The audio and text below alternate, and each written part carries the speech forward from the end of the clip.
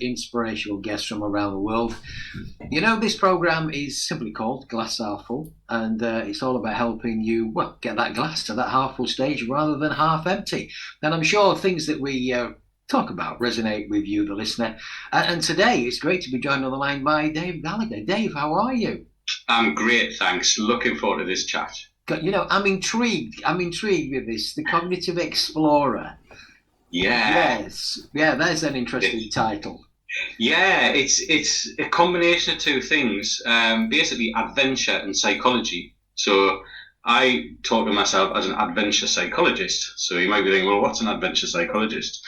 Well, it's a mixture of going out and doing wild things, activities in the wild, using adventure to get us into a kind of mindset which is all about challenge and trying new things, but it's also about the psychological side, so the psychological benefits of adventure, which is great for mental health. It's great for, again, stimulating us to achieve greater things. So there's so many tales of people who are adventurers, you know, it excites the public imagination, people who explore the frontiers, and go through some of the adversity and hardship of being in adventurous situations. And there's something we can really learn from that.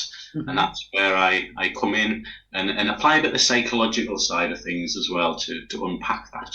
So, Dave, how did you become the Cognitive Explorer then? Yeah, I mean, I've had a very adventurous life. So I've always been into the outdoors. When I was a kid, my dad used to he dragged me up a mountain when I was about 14. It was awful. As many of these things are, you know, there's this distant mountain in the horizon, and we talked about going on a mountain trip. I was about 14. And finally, the time came where my dad sort of said, "Right, get your school shoes on," because back then, with school shoes, not hiking shoes. And I think I had terrible blisters for weeks after that. But yeah, he dragged me up this mountain in Scotland, and I hated every minute.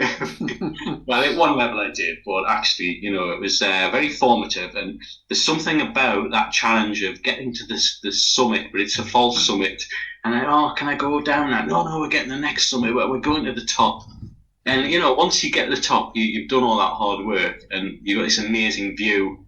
And you might not appreciate it as a kid at the time, but actually, you know, there's so much I took back from that. And actually, I was hooked, you know, from that instant onward. And I really wanted to start climbing mountains and getting into the more outside activity type of stuff, which I then went into university, and I think I joined every possible club, going from skydiving to caving to hill walking to everything. And you know, basically, I just went on this journey within myself, you know, to go out exploring the wild and getting more proficient. And at the same time, I should explain, I was doing a psychology degree, funnily enough. So I've always been interested in mindset. Yeah.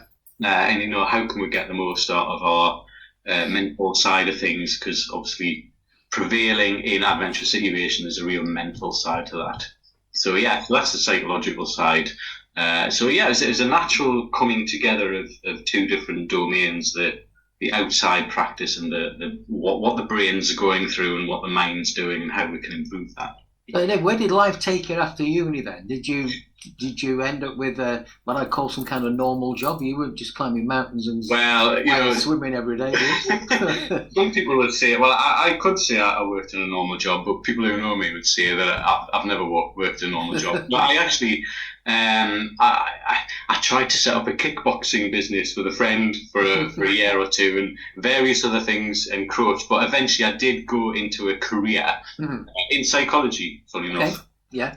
And I worked in the consumer goods industry for 20 years.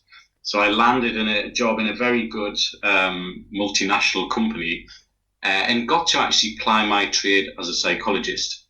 So a research psychologist, understanding what is it about consumers and their aspirations, what do they get out of products, how can we innovate products to help consumers improve their quality of life, I guess, at the end of the day.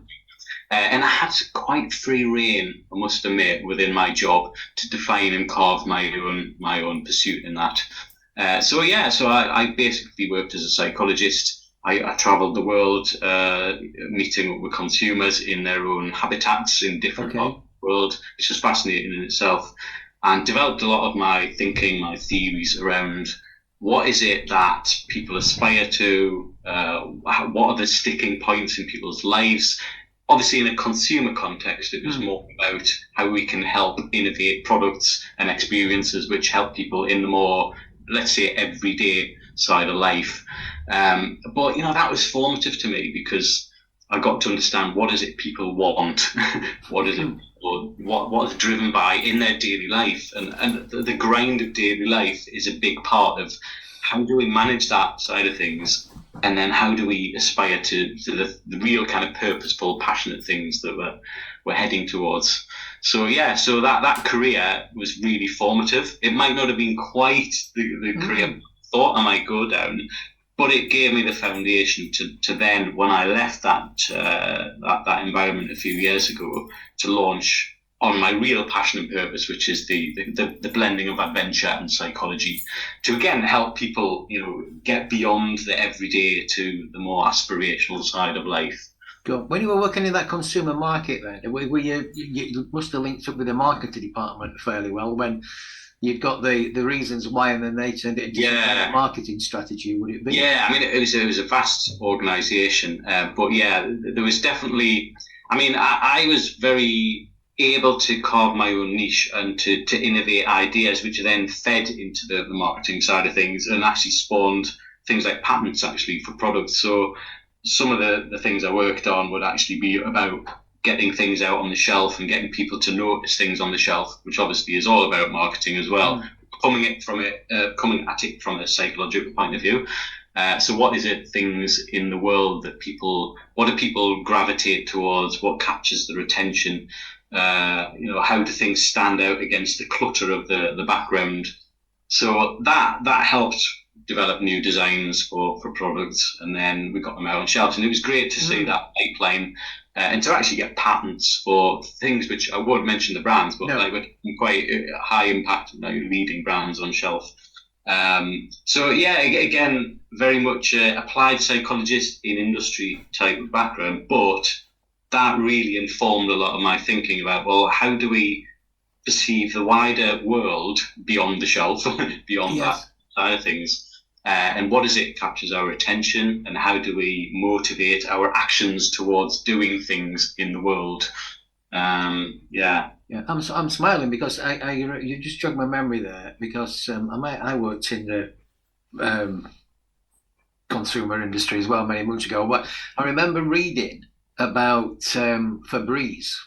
Okay. And when they launched Febreze initially, it bombed, it died. Yeah. Because of the psychology behind it. Okay. Because the psychology was that people want to remove these smells from their houses. Yeah. But the people that had the smell didn't know they got one because they got used to it. Yeah, well, that's what you habituate. Yeah. Yeah, so it's like the psychology behind that. Anyway, you just made me smile when you were talking about. So so there you go. So you moved from that, and then so when did you launch your Cognitive Explorer thing then? Yeah, well, kind of on the transitional period when I came out of my job. It was about 3-4 years ago, just pre-lockdown, fully enough. I mean, in terms of launch, I've always been doing this. Okay. I just haven't really committed all my time and resources to doing it. So yeah, it was that natural transition period where I came out of that job and thought, right, I can now start blogging. So I started writing lots of blogs. And really formulating my ideas in a way that I could then push out into, people could read about online. And then I started writing for magazines. So I've managed to publish some magazine articles, amongst other things, in the last few years. And I was also exploring photography. I mean, I've always been a photographer, being an outdoor person, being with exciting people doing exciting things. And I love the landscapes of the UK, for instance. So I was a bit of a landscape photographer, but then I started getting involved in the action sports world as well. And again, it's serendipity, isn't it, in life? You get a transitional period where we had opportunities just come out of nowhere, and you kind of align with them. And I remember Yeah, I met up with some guys who were base jumping, believe it or not, Yes, I've seen a in bit of North this. Wales. Yeah, in Yes. North Wales. Now, I've always been inspired by seeing, films about people in far off places doing jumping off cliffs and doing all this crazy stuff. And, maybe down the line that might have been something I would have entertained, but I never thought I'd come across the community in the UK doing this, Hmm. simply because the UK, you wouldn't think, lends itself to doing base jumping because you need big sort of cliffs and what have you. But actually, no, I just happened to be in Llandudno one time, which is not far from where I live. I was there yesterday, as it happens. But yeah, there were these chaps were peering over the edge of this cliff, and I just wandered up to them. I was on a family picnic actually at the time, and I said, "What have you lost something? What are you doing? What have you lost? Can I help?" Hmm. And I said, "Well, I haven't lost anything. We're going to jump off the cliff." And I said, Right. "What cliff? How are you going to jump off?" And sure enough, they donned their parachutes and jumped off the cliff. And Wow. just before that, I said, "Look, I'm a photographer. I just need to nip back the car, get my camera." Thankfully, I had the camera with me. I'll take some shots. And yeah, after that, I swapped email details and followed one of the chaps round for quite a long time, sort of living in his van with him when he went off to Scotland or the Lake, Wow. and just taking these pictures. And because of the psychological interest I have in mentality, what makes someone tick, what makes someone overcome a real challenge, a real fearful sort of thing to do, I wanted to delve more into that Hmm. psychology. That and yeah, so I started writing about this, putting out my pictures. We got published in the newspapers. I was writing magazine articles and starting to introduce some of the psychological concepts, which I believe are very useful in everyday life to people overcoming adversity, dealing with pressure, and managing stress. And that's a big thing that I'm very keen on pushing. So yeah, so it's been a bit of a weird sort of Hmm. ride, if you like. But I guess it naturally dovetails with my personality and how other people describe me. So it's a natural, fitting to what I do. So Dave, are there patterns that emerge in people then? Do you see certain patterns that lend themselves to this kind of thing? Well, the one thing I'm keen to put out there is that there's not a stereotype. So, it's a sensationalist thing in the media as well. When you see people doing crazy things, you just label them as a lunatic. Yeah. They're wired different, or they're just, they're missing, missing something, and they're doing something else to compensate. Well, actually, I've learned. Yes, I've come in with preconceptions, but actually, I've learned that everyone's different, well, as they are in life. Yeah. Everyone has their own personality. Everyone has their own limitations and their own drivers. And I tend to find that the base jumpers, for instance, all have slightly different characteristics. They're all obviously motivated by the passion of doing it. But some are more calm and collected than others. Some have a different motivation. A lot of them are all about this is the mission we want to achieve. And it's a rigorous and a methodical process to get Hmm. to that point. It has to be, because like the old saying with, I think from the climbing community, there are no old and bold climbers. That's an old kind of saying. Well, you can be mad as a hatter when you're younger and do crazy things, but if you don't become smarter and more wise as you get older, you won't last that long. And Hmm. that's very true, I think, in the extreme sports, in the base jumping community. You have to be methodical and progressive, and different people are on that different Hmm. path progression. Some are newer to it, and some are older and wiser. So yeah, to answer your question, are there patterns? Well, there are different types of characteristics, different motivations, but there's definitely a common theme that there's a real motivational drive to be good at what you do, because you have to be, Hmm. Yeah. to be good at judging things, to have that experience and skill and progression, which then lends itself to being successful in that endeavor.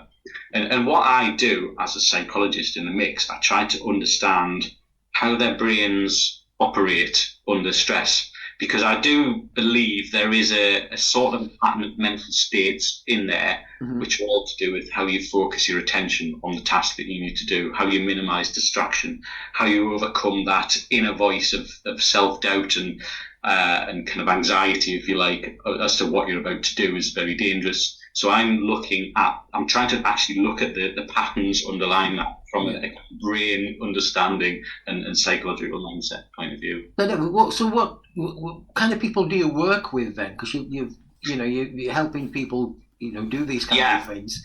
So is it individuals? Is it companies? How does it work? Yeah, so a bit of both really. So individuals in terms of the collective of people who do common things like base jumping. So I'm part of a team of the base jumpers, if you like, a collective of the community.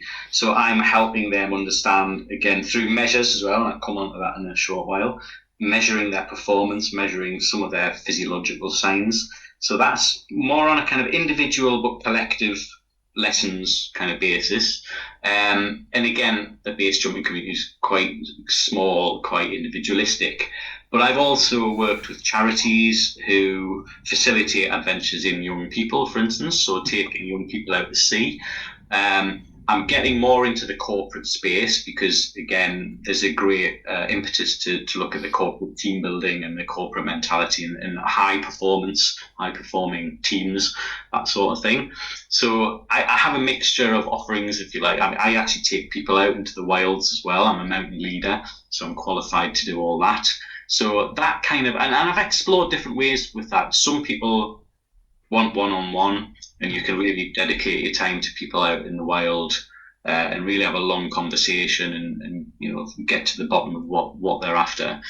But actually, I was initially a little bit reticent to take teams out because I thought, well, if I'm trying to coach and have a conversation with one-on-one, how does that work in a team? But the more I've done that, the more I've realised actually everyone networks and riffs off each other out in the outdoors as a team, even though they're a collective of people who've never met before in some respects. But obviously, the team building from a corporate perspective, there's already a collection of people who know each other, but they don't know each other in that context. Yeah. And it's amazing what the adventurous context actually inspires in people and brings people out of themselves in ways that they wouldn't be in that more structured environment. So a mixture of individual clients, but also corporate teams and organisations who bring teams together, and charities. And Dave, I'm do on occasions, I can imagine the fear and the anxiety around some of this. Okay. What? You're asking me to do what? Right, okay. Yeah. Do you ever get the thing where somebody just goes, Dave, I just can't do that? Yeah, exactly. Yes. Funny enough, I did some workshops at a conference last year. Something, I'll plug it actually, it's called Adventure Mind. Mm-hmm. It's a movement all about how adventure is great for mental well-being, for empowerment, all this kind of stuff. And it's bringing the outdoor practitioners together with the researchers and bringing all the research and the insights together. And I was invited to give some workshops, and it was all about abseiling and facing your fears on the edge of a building. Funny thing, I actually gave a talk about stress management while hanging off a building to a bunch of people who were stood on top of the building. Fascinating. with the aim to then get everyone to come to the edge, approach the edge, and this is the way I conceptualize it. We're all about approaching the edge. We're not about jumping off the edge. We're not about you must get down and get over the side. It's how do you approach the edge incrementally? And different people are straight over the edge, can't wait to do it. Other people, to answer your question, don't even want to be there. And I've had people coming up to me the night before saying, "Oh, Dave, you're the abseil man, aren't you?" I don't think I can do it. I'm like, well, you don't have to do it. Well, oh yeah, but I want to do it. I'm like, okay, there's an interesting dynamic. Yeah. And people will often say, I don't want to do it because they're building up in their own mind, I can't do it, I don't want to do it, but something in them does want to do it, or at least they want to understand their limitations, or how far and how can we get over that hump. So what I do, I encourage people, if they want to do it, great, we can talk them through that process, and we're there every step of the way, and there's no pressure at all, and it's all about that empowerment of yourself as an individual to explore how far you want to go, where are your boundaries, and how can we help you towards those boundaries, and how can we help you maybe go a little bit beyond if you really kind of that's what you maybe underneath want to do. So at the end of the day, no one has to do anything, but if we can enlighten you into what's going on in your mind and body, what's the mechanisms that are holding you back, what are the signals suggest to you that you think, oh, I feel fearful, I've got these butterflies in my stomach, that means I don't want to be there, I want to run away. Well, we can reconceptualize that, because with a little bit more understanding of what's going on in your body, it's kind of a flutter of excitement. It's producing some reserves of energy to help you act in a situation where you may be out of your comfort zone. So I have that whole way of delivering a bit of the insight from science, understanding from psychology, and explain, well, this is what's going on, and this is how we can use this understanding to try and just explore our own boundaries. Yeah, because I remember, and you should probably watch this as well. I watched the Wim Hof stuff on the telly. I don't know if you saw that, right? And the number of people that when they came to the final bit, they didn't want to do the bungee jump. Yeah. Right. But I love what you're saying as well. What I liked about that, there was no suggestion of weakness in that. No, absolutely not. There was one of acceptance, wasn't there? Yeah. And you know, the thing is, so because I'm so well integrated and part of the base jumping community, and even as an outsider who's not a base jumper, you know, that's a valuable perspective, because I see now through the veneer of the stereotype or the superhuman ethos, the mythological thing, because everyone has a point at which they back away. And I've seen that many times in these extreme sports, people in these extreme situations where they back away. They're like, no, I'm not good today. And you understand that now everyone has that need to not go beyond something which there's a natural stopping point. Yeah. So that really helps for me to translate to anyone. You know, that everyone has the potential to unlock an extra level in themselves, but everyone has at some point a place they won't go beyond, and there's no need to push that. That's what's the richness of us as humans, as beings who are capable, but also know when to step back. Yeah. And I think it's a really vital thing. And to help explain that to people who are stressed and they might feel some kind of pressure within themselves or peer pressure to do something they don't want to do. Well, no, you don't need to. It's not helpful to push you too far. You have to have that sense of control that you are making that decision for good reason to do so. Yeah, no, I love that. Tell me about the measurement then, because you touched on that. Yeah, so as a psychologist, there are various ways you can probe people's experiences, what they're subjectively going through, and obviously you can ask people questions, you can infer from their answers, you can observe their behaviour, but I'm very interested in what we might call the psychophysiology.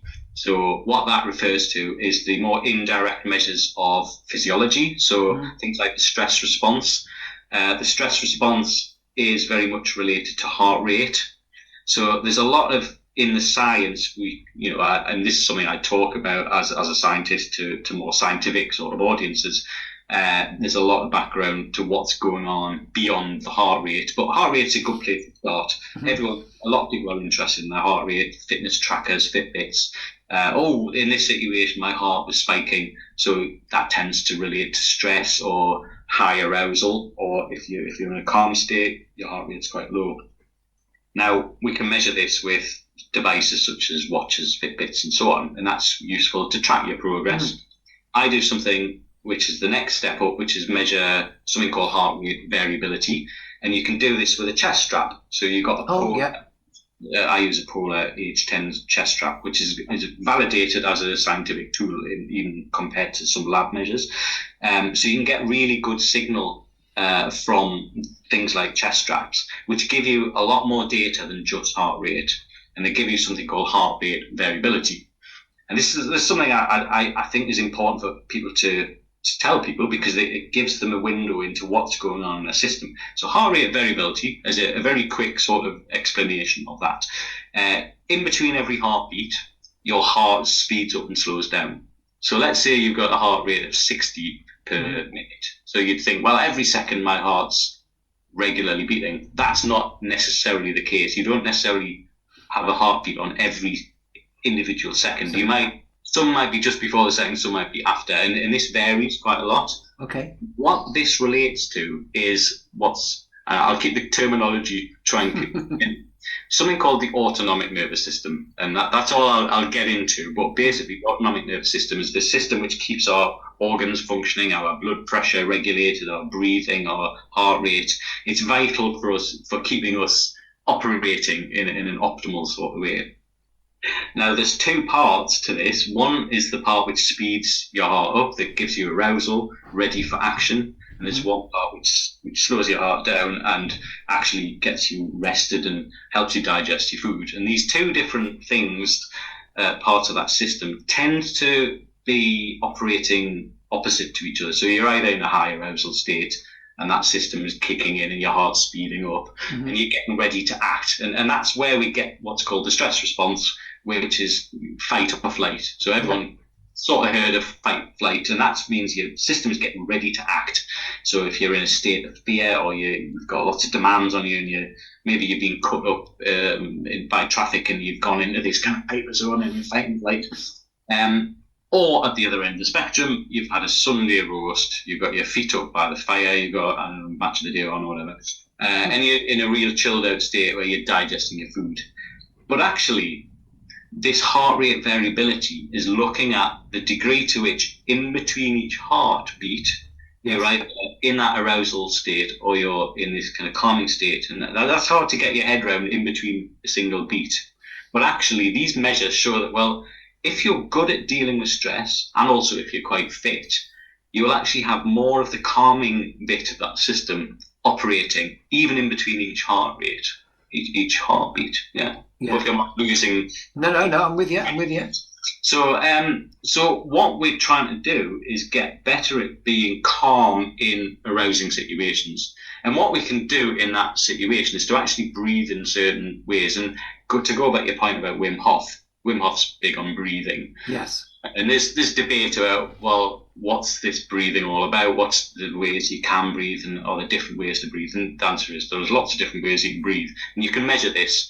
And you can measure this in terms of heart rate variability, because how you breathe and how much of that calming breath work is involved in your system, you can actually pick that up in the signal. It's something I'd have to explain in greater detail on a different forum to really illustrate it with graphs. But the heart straps that you can use give you the actual signal, which is, like I say, is beyond heart rate itself. It's also this index of how stressed you are. So have you got some of that calming part of the system coming in to mitigate the high arousal state? So you might, in one final example, you might have two people, both have got a heart rate of 60.